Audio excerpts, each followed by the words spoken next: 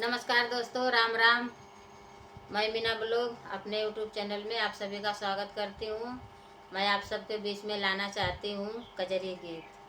हमारा कजरी गीत पसंद आए तो हमारा लाइक सपोर्ट ज़रूर करिएगा। अपने इस छोटी बहन का मदद ज़रूर करिएगा। चढ़तया साड़ा मोर बोलिया बोल, चढ़तया साड़ा मोर बोलिया बोल, मोर मन लगनाई हरवा में। चढ़तया साड़ा मोरवा बोलिया बोल, मोरा मन लगनाई हरवा में। माया का लगते न मोर खोज करते, माया का चलते त मोर खोज लेते। पाप जी देह बिसराई न, माया का लगते त मोर खोज लेते। पाप जी देह बिसराई न,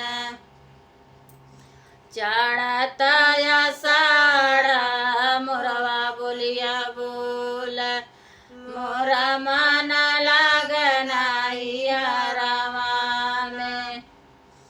चाचा जी रहत चाची के लगते त मोरा सुध लेते, चाची का लगते त मोरा सुध लेते।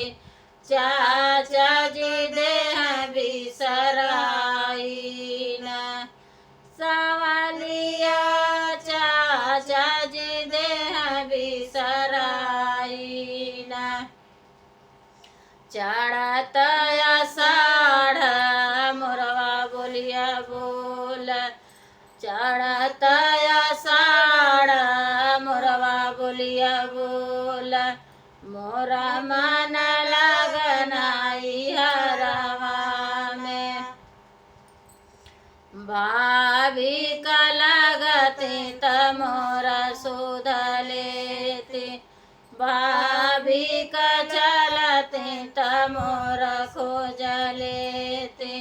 भैया जी देह बिसराई न, सवालिया भैया जी देह बिसराई न।